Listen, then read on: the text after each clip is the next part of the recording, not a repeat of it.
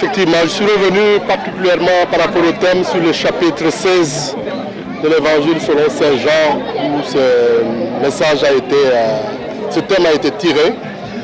Pour rappeler qu'au début du chapitre 16, Jésus parle franchement à ses apôtres, à ses disciples, ses apôtres d'hier et à ses disciples d'aujourd'hui, en leur disant ce qui va se passer pour eux. C'est-à-dire qu'ils vont être malmenés, qu'ils vont être persécutés, qu'ils vont même peut-être être tués pour certains. Et à la fin de ce chapitre 16, il revient sur le thème qui a été retenu sur ce verset où il les appelle au courage en leur disant qu'il a vaincu le monde.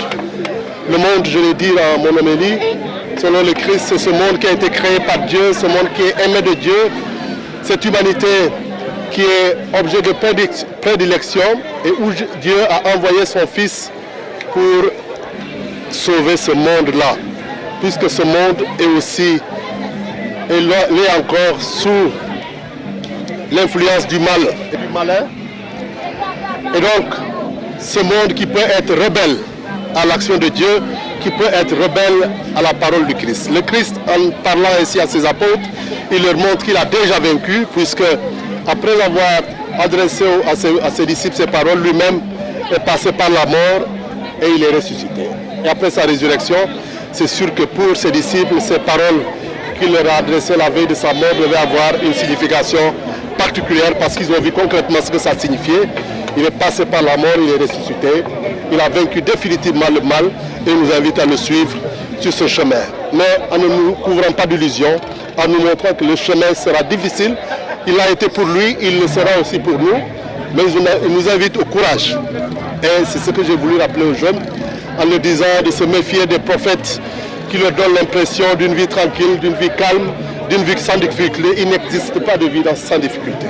Mais c'est que dans les moments les plus difficiles, même dans les moments de souffrance, nous devons nous souvenir que le Seigneur est là, qui nous aime et qui nous aidera à être vainqueurs comme il l'a fait pour Jésus, son Fils. Alors, cette interpellation, c'est d'abord par rapport au contexte actuel. Nous avons vu ce qui s'est passé ces jours-ci dans notre région.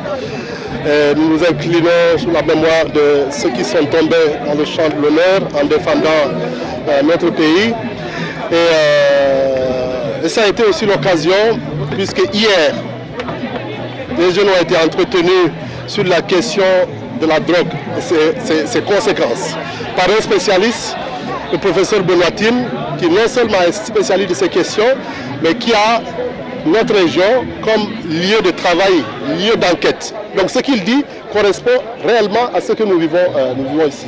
Et pour nous, voilà pourquoi j'ai félicité le directeur des œuvres pour ce choix, pour nous sensibiliser les jeunes de notre région, c'est sensibiliser sur les défis que constitue la drogue pour notre région aujourd'hui et pour notre jeunesse si on veut que notre avenir puisse être bâti sur du solide.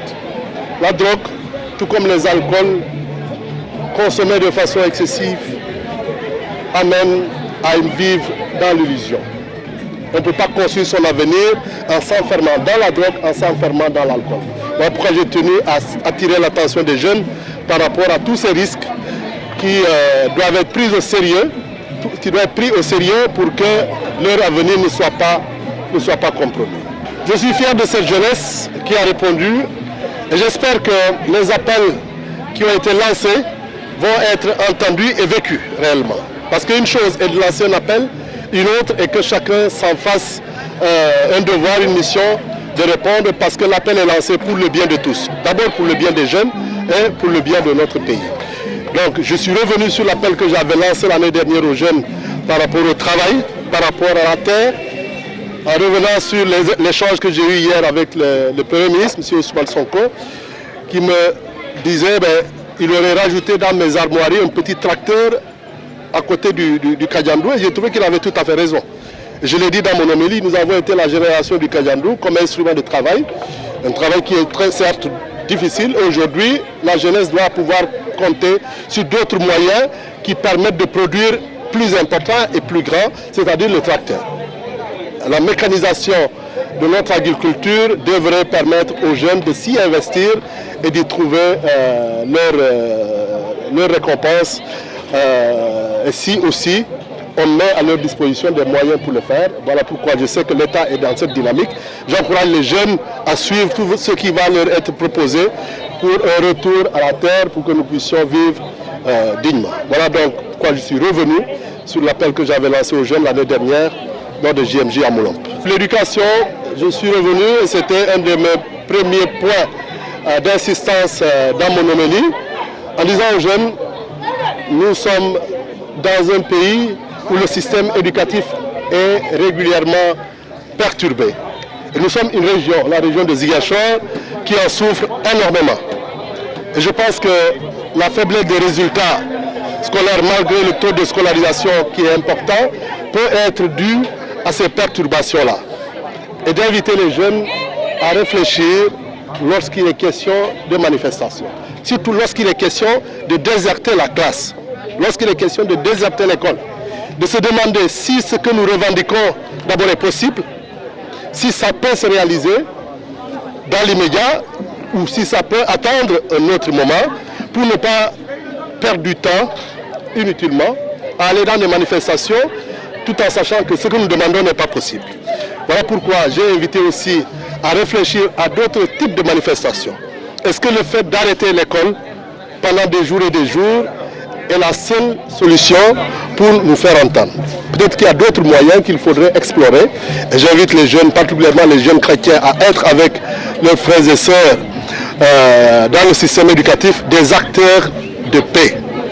Que notre système éducatif soit un système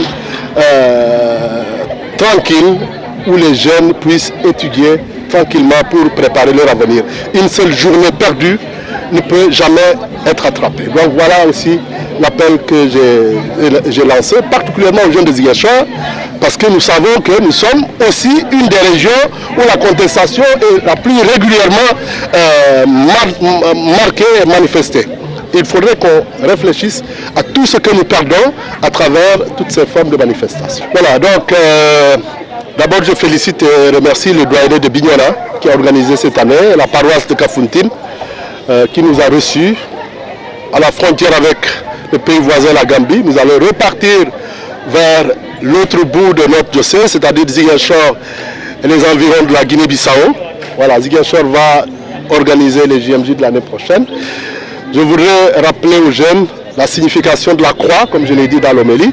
Cette croix qu'ils ont reçue, qui a été remise aux jeunes de notre région à l'an 2000, donc il y a 26 ans maintenant, pour qu'elle soit symbole de paix dans notre région, que ce travail de culture de la paix puisse se poursuivre dans les cœurs et dans notre région, particulièrement dans la zone de Ziguinchor, pour que les JMJ de l'année prochaine soient encore un signe du retour progressif de la paix, pour que chacun puisse travailler dans la quiétude et pour que enfin la réconciliation entre les frères et sœurs que nous sommes sur cette terre de Ziguinchor, de Casamance et du Sénégal puisse être une réalité.